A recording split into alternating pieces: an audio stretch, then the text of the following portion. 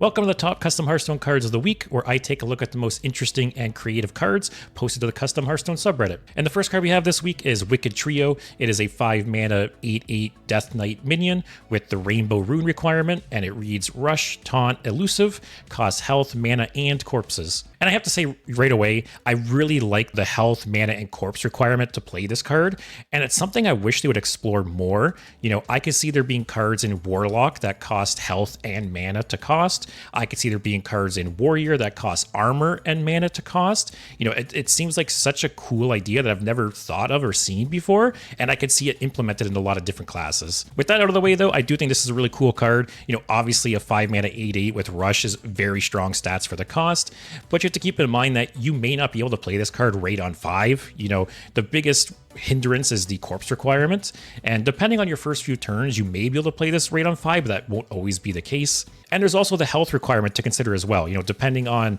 the matchup and the game state, you might not be able to afford that 5 health as well. So overall, this card has a lot going on. There's a lot of keywords, there's a lot of moving parts to this card, but I think it's a super neat design. And as I mentioned, I think it opens up a huge area of opportunity for other classes as well. I could see other classes having very similar costs to this. And it's something I've always thought about with Hearthstone previously, where I wish the game used more things as resources. As I mentioned, health, armor with Warrior. Let me know what you think. Do you like the idea of using health, armor, or other things in the game as resources? But for the second card this week, we have another Death Knight card, actually made by the same person, so obviously they're liking Death Knight, but it is Bloodhound. It is a 5-mana 3/6 minion with a 2 blood rune requirement, and it says the first card you play each turn costs health instead of mana. I think the ability to use your health as a resource, or increase your max health, or lower the opponent's max health, I think it's a cool aspect of Blood Death Knight that they haven't really explored too much. You know, there was Vampiric Blood, where they kind of dipped their toes in the idea of raising your max health,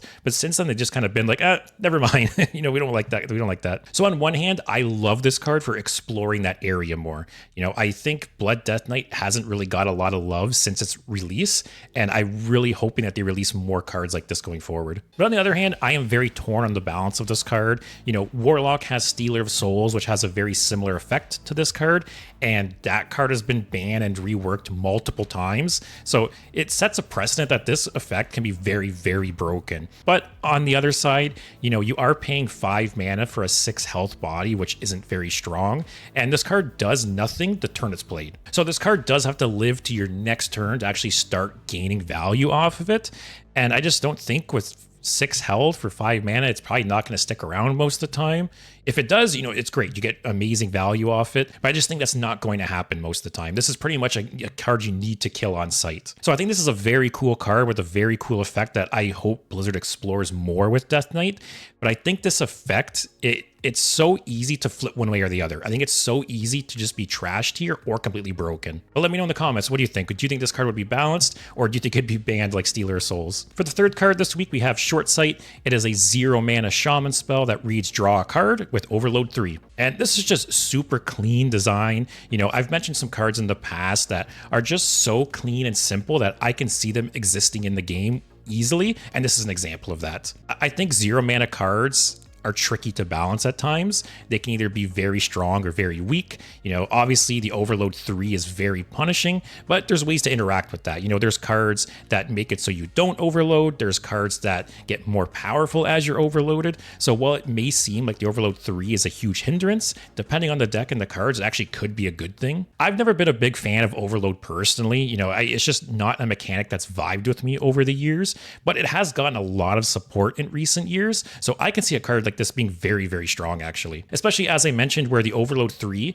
would more than likely help you more often than they would hurt you. But as I mentioned, super clean and simple card. I feel like if you were to show someone who hasn't played the game in a year or two this card, it looks like a card that would exist in the game, which I think is a very good example of a well-designed custom card. Next up for number 4, we have Adreides Dragon Prince. It is a 4-mana 3/5 legendary hunter minion with Battlecry. If you've played 3 or more dragons this game, permanently give your hero power lifesteal. Right off the bat, I've talked about this in the past, but I love big payoffs like this. You know, I love cards that you have to spend multiple turns or multiple cards setting them up for a big payoff, and this is a perfect example of that. You know, having to play a bunch of dragons until you can finally play this and get a permanent effect. I think it's great, and I love cards designed like this. But I have to say, this doesn't really feel like a hunter card. You know, I feel like the payoff giving your hero power lifesteal doesn't really feel like a Hunter thing, or doesn't really feel like it would synergize well with Hunter and the way they play their games. I could much more likely see this as either like a Demon Hunter card or maybe a Mage card. But let me know in the comments, do you think this makes sense as a Hunter card, or which class do you think this fits in better with? But as I mentioned, this card gets 2 thumbs up for just being a really fun payoff card, which I love. And for the last card this week, we have E.V.I.L Monologue. It is a 7 mana legendary Warlock spell that reads for the rest of the game, fill your hand with the Lackeys at the start of each turn. And one thing to keep in mind right away is because this happens at the start of your turn, you will actually burn your first draw for the rest of the game after playing this card. You know, your turn will start, your hand will fill up to 10 with the Lackeys, and then your draw will then burn. So that's kind of the trade-off with this. You know, you're getting essentially infinite value for the rest of the game, but you are burning the first card you draw each turn. Also too, this is a 7 mana do nothing the turn it's played, which Warlock is a class that can more easily afford to do that. You know, Warlock has a lot of removal, a lot of controlling tools. So while a 7 mana do nothing is a big ask, you know, Warlock is one of the better classes positioned to play a card like that. And I have to say, you know, I've talked about Lackeys on a few streams now where on paper, they seemed very boring. You know, they were a mechanic that I wasn't really interested in when they were first announced, but then having played them, you know, especially some of the synergies that exist for them, they're really fun. You know, it's just, they're super simple, but it's just, there's just something fun, right, about discovering cards endlessly and just like generating value off of 1 mana cards. So while I don't think this card's going to win you the game by any means, it definitely is a lot of value, especially late game, right? If it's getting towards the end of the game, you don't have much cards left in your deck or no cards left in your deck, this is a lot of value every turn, where either you're generating spells, generating dragons, you could just push face damage with the damage Lackey. But maybe I'm remembering Lackeys with rose-tinted glasses and they're not nearly as good as I remember. So let me know in the comments. Do you think this card would be played? Do you think it's interesting? But that will be all the cards this week. So if you enjoyed the video, give it a like, leave a comment. Let me know what was your favorite card this week. And other than that, thanks for watching and hopefully see you next week.